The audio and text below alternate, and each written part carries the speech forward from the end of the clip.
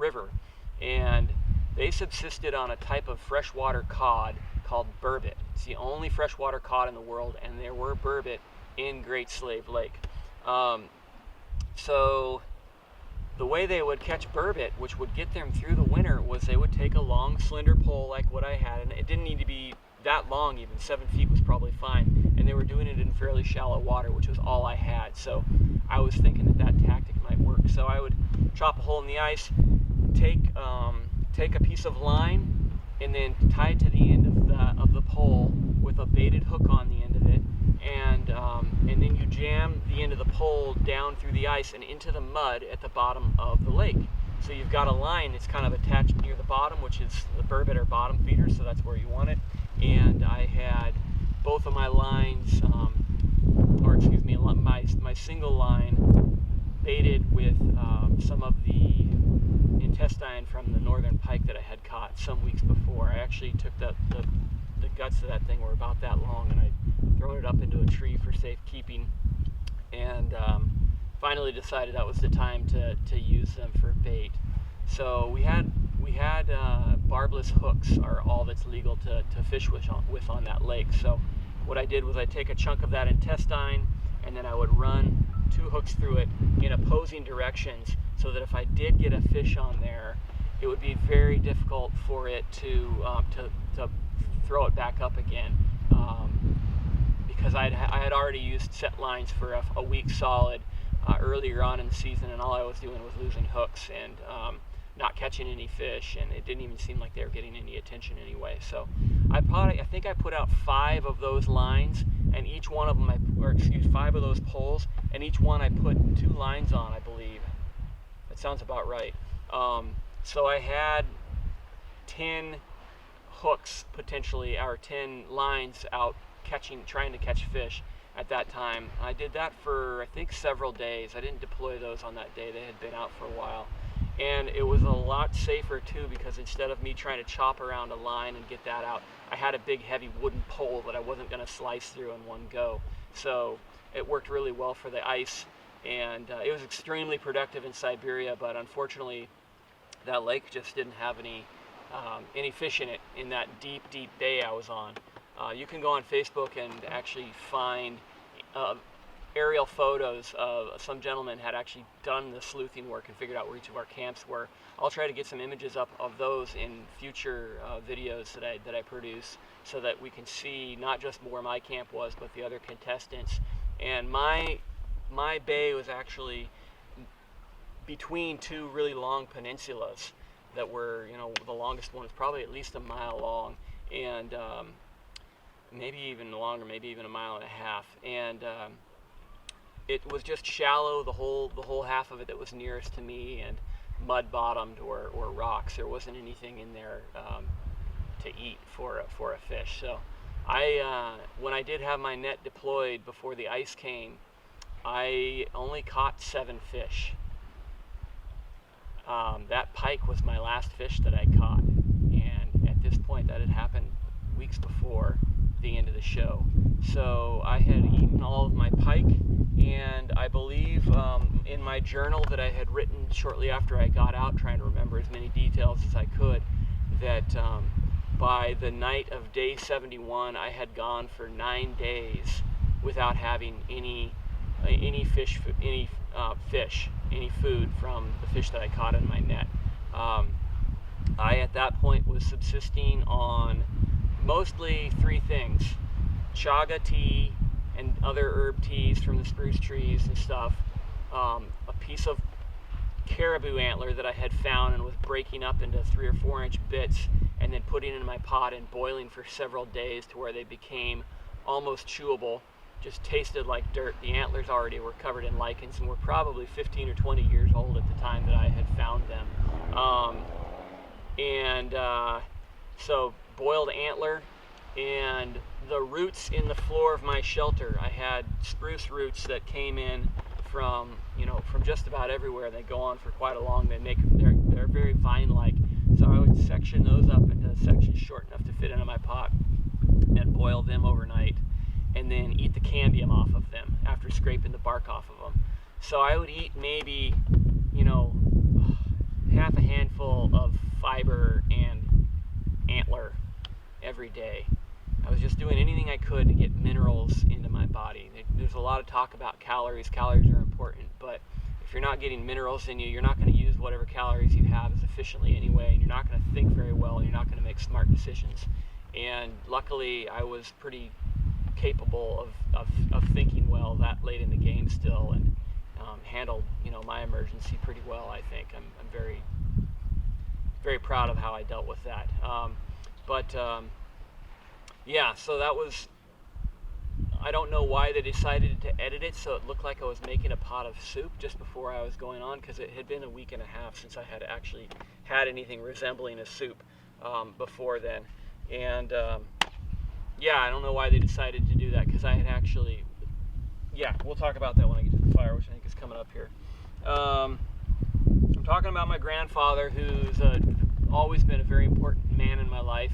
He just recently turned 90 years old, and he's having some health issues right now, and I still do not know if he's actually been able to see this final episode, which was, I'm really hoping he has been able to or will be able to, because he was in the emergency room, I think, when it aired. So he's an amazing man, and I meant everything I said about him out there. He's had a huge influence on my life, and all of his many grandchildren and his many kids. He's just affected everybody around him in only a positive way, as far as I've ever heard. He's a really incredible person.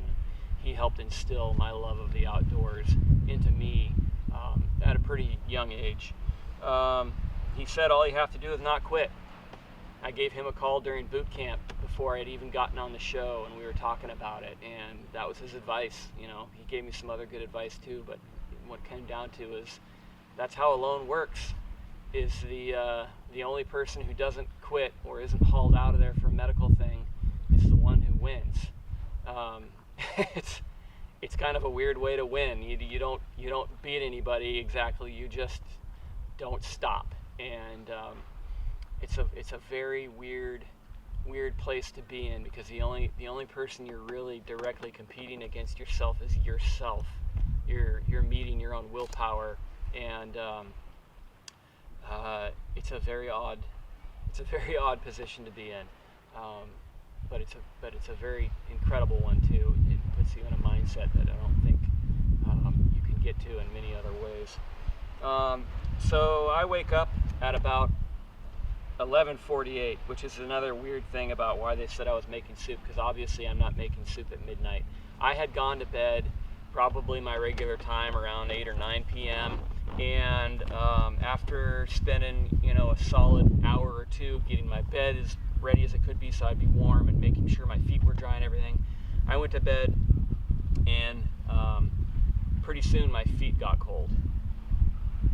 Unfortunately, once your feet get cold, or once my feet got cold in the sleeping bag, there was no warming them up again. And I'd never done this before this particular night, but I decided I was going to get out of bed, fire up the fire again, take my boots off, and warm my feet up, and hopefully kick the heat back into gear in them so that I could sleep through the night without having frozen feet, because I, at that point, was losing feeling in some of my toes and the soles of my feet and my fingers. It took a little over 2 to 3 months for me to get all the feeling back in my fingers and toes after I'd come home. I was worried for a while whether or not that would be permanent damage, and luckily it doesn't seem to have been. So, but it did take months, and I remember my hands did get cold a lot easier after I'd come home, and it was still winter than I had experienced in the past. So it's midnight. The fire is going. I got, put some logs in there. For some reason, it's sparking a good deal. I think one of those logs was birch, and it must have had some good bark on it or something. But I had already pulled off one of my boots, or had just pulled off one of my boots, and the fire was really kicking up, and I was really careful about not having very much of a fire at any time, mostly to conserve fuel. I didn't want to be, I spent hours every day getting firewood, to get a wheelbarrow of firewood in there was an hour or two of work. I had to haul it from as many as 100 yards away, walking in the snow, pulling logs. It was a lot of work, and it was probably the bulk of the work that I did out there was firewood. So I was really conservative about using it. And it generally was not sparky like that at all. It didn't have a lot of popping, crackling campfire sound that you might be used to if you burn a lot of cedar or something like that. It was very rare that would happen. So it did happen, and it got bigger than normal, and it had gotten past my my defenses that I had up to keep sparks from getting into my bedding. And it wasn't my bedding that caught. It was my incubator, which is a sleeping shelter that I built inside of my main shelter to double up my warmth. My sleeping bag was totally inadequate for the job out there, and I needed to basically make more insulation around it. So I built this coffin-sized shelter off the ground so I could put hot rocks underneath it, and then I insulated the top, and I stuffed the whole thing full of sedges, which I had to walk about a third of a mile to get each round. I had sedges everywhere, but I would get in there in my sleeping bag, and then if this was the bottom, this would have been the top, and I stuffed that whole area full of sedge grass. And then where the logs that I had backing the fire came up to the roof, I put a like a roll of sedge, a bundle of sedges that I had made up in there to seal up that corner so I didn't have air leaving from the top. And just looking at the footage from rewatching the show, I'm pretty sure that's what ignited first. And the bummer about that is there's no way to get at it from outside the shelter.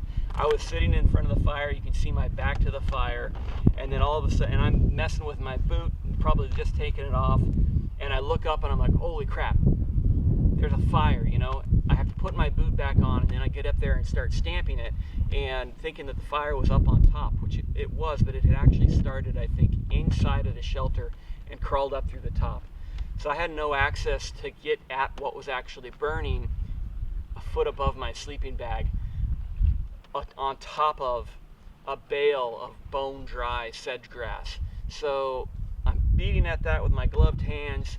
I've got just my leather work gloves on at this point, and beating at that, and I step back a second and I see that underneath, inside of my shelter is on fire, where my sleeping bag is.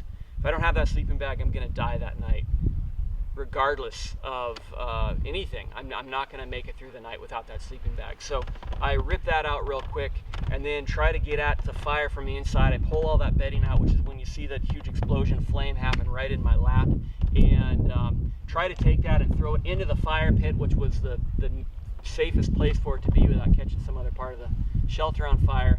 But at that point, the back wall and the roof had already caught flame, and that's not something that you can really see in the camera view, unfortunately. But I couldn't deal with that at all. There was nothing I could do about that. That was serious. I needed a fire hose in order to do anything about that point. So the fire situation, we had 3 fires, serious fires, in season 6, and that's because we had fires going all the time, and it was spruce, sappy wood, which puts out tons of creosote. Creosote's flammable, and it was covering everything inside of our shelters. So as soon as a spark was able to catch light, you had several square feet of flames burning like that. It just immediately ignited everything. So I did not expect it. I was worried about fire, honestly. I had taken some precautions against it. It was on my mind, but I did not expect it to just immediately engulf something like it did. Unfortunately, what also I had on top of my incubator, my sleeping shelter, was my safety gear, and so like the bear bangers that Barry had shot one off up in the air to scare that critter away from the outside of his shelter. There was 6 of them up there. There was the air horn, which was compressed gas. There is the CO2 cartridges, which made our PFD, inflatable PFDs, was sitting up there. My radio, basically a bunch of plasticky explosive stuff. And I lost all that. I needed to have all that in order to be out there. It was part of the rules of of the show is that we use that safety equipment. Inside of the shelter, I had a pillow that I made out of my sleeping bag stuffed sack, which had my mittens in it, as well as my first aid kit and extra pairs of socks, you know, anything fluffy that I had extra. But those mittens were super clutch. I could not be out in the below zero temperature in a pair of leather work gloves, and that's why I tapped. That was it. That was the one thing that I was gonna either tap out or lose fingers. And I called on the sat phone from outside of the shelter where you saw me, but I actually was inside of the shelter when I tapped the yellow brick button. And I had a second camera up inside the shelter that I set up like that day or the day before, one of our infrared game cams I had set up, because I wanted to show how difficult it was for me to climb in and out of my sleeping shelter, where I would get these incredibly bad abdominal cramps. The muscles that make up a six-pack, one of them would cramp up because I'd have to get in like this, and for up to a full minute it would take me to relax that out. I just wanted to capture that whole process, and I couldn't do it with a normal camera on the tripod, which I turn on and off because I couldn't turn it off after I went to bed. So that infrared camera with motion sensing, and it would turn off and on its own so long as I was moving around or not. And that camera was at a perfect angle to catch all of that blaze from the inside. It was actually just a little bit further and higher behind the camera that captured everything that you guys saw from inside. And it just slipped my mind to grab it on the way out. I'm super torqued that I did not think to grab it, but I was grabbing my axe, I was grabbing my warm boots, I was grabbing my sleeping bag, I was grabbing the things that were going to keep me alive that night, and that's how it worked out. So I just didn't see it in all the blaze, I guess. And the other thing that I didn't grab that I was super bummed about, I couldn't see, I think it was because it was obscured, was my knife. And this is all that's left of it after being in the fire. I made this knife. I designed it about 2 years before the show to be on the show, and it burned up. It had hickory scales for handles, and I'm gonna remake the knife. I still have the steel for it, and I'm hoping that it can be retempered. My good buddy Charlie at Kestrel Knife and Tools, who makes the finest carving tools in the world, adzes and stuff. Check out Kestrel Knife and Tool. He tempered this for me after I made it, and I'm hoping that he can retemper it again and get it back to what it was, because this thing performed perfectly. I was so happy with it. The only thing I'm going to change about it when I remake it is I'm gonna grind off this little hump right here. I put this little kind of clip point face on here because I was planning on doing a lot of batoning with this, which is when you split wood with your knife, which I did do a great deal of. And originally this knife had kind of a spear point on it where this is rounded over, and if that face is rounded over like that, when you're hitting out at with a baton, it wants to glance off all the time, and if it's flat like this, it hits straight down and allows you to split. The other thing I used that for was for scaling my fish. It has a little bit of a concaveness to it, so for bringing the scales off of a fish, it worked pretty well for that. But I'm going to take that hump off of it, and I think it'll work just as well and look a little better. But this thing, the 01 Tool Steel, I designed this I think while season 2 was still airing, and well before I knew I'd get on the show for sure.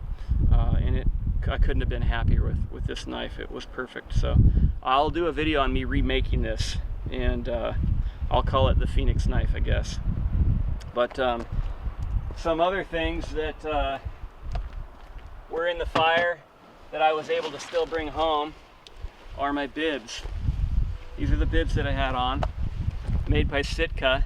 These are really fantastic bibs. I'm going to do a full review on this gear. I actually contacted Sitka before the show and told them, hey, I can't tell you what I'm doing or what show I'm going to be on, but I'm going to be on TV in front of potentially millions of people up in the Arctic. And if you want to see your stuff on TV in front of millions of people, you know, let me know if you can hook me up with a pro deal or whatever. The people at Sitka and Outdoor Research which is another company that I contacted who I used to work for, got back to me and they basically said, tell us what you want and what your address is and it's yours. They had no idea what I was doing beyond I was going to be on TV. And they freaking showed up for me in such a huge way, to the tune of, between Outdoor Research and Sitka and a couple of other companies that threw me a few things here and there that friends of mine worked for or whatever, I went out there with about $8,000 worth of equipment that there's no way in the world I could have purchased otherwise. And that stuff got me through it. The really nice camouflage parka that I was wearing, both of the camouflage parkas that I was wearing, but one was just an uninsulated raincoat and the other one was what I wore for nearly the entire season. Those were both Sitka. My mitt liners, which were that beautiful camouflage mitt liners that I pulled off. You can see a good view of them after I pull off the red mittens after I'm chopping on the ice. There's camouflage liners inside of it. Those were from Sitka.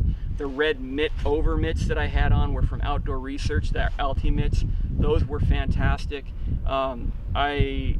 I did have some gear like this sleeping bag I'm going to show you in a second that did not perform well at all. And I'm going to do reviews on all of it. I'm going to give you the most thorough test that has ever been done on any gear review for all this stuff. But this is, you know, you saw that fire in my lap for a while, and this is the damage from that. It did pretty much penetrate one layer. These are down inside of here, and then there's synthetic inside of that. And this is a fleecy material that's supposed to be quieter than hard nylon for hunting purposes. But these things are freaking filthy. But you know what? Honestly, if I put some patches on here, all down this right leg, actually this whole leg is kind of, if I was naked, I'd have been third-degree burns all through there. But they held up really well. There's a little bit of tearing here at the top of this one pocket that I'm only just now seeing for the first time, actually. But I lived in these. I slept in them 24/7 for about 2 months. You know, day 72, so, you know, the first 2 weeks or so I was wearing a lighter weight stuff, but I moved into these and didn't take them off hardly at all. And they've held up really beautifully. The cut, the quality of workmanship in these things is phenomenal. They are expensive and they're worth every penny. What was not as good was this sleeping bag. I've already done a gear review video on this that I can now post up. I'll post this up in the next few days, hopefully, now that everybody knows there was a fire. But this is my sleeping bag. It's a monstrous, oversized Mountain Hardwear -30-degree synthetic bag that I think they've discontinued, and I really hope they did. But this bag was a nightmare getting in and out of, and it did not keep me warm. And I was very rarely in -30-degree temperatures when I was out there. But this is the damage that it took. This end of the foot end of the bag had all that burning sedge on top of it just for a few seconds when I ripped it out, and that's the amount of damage that had happened already.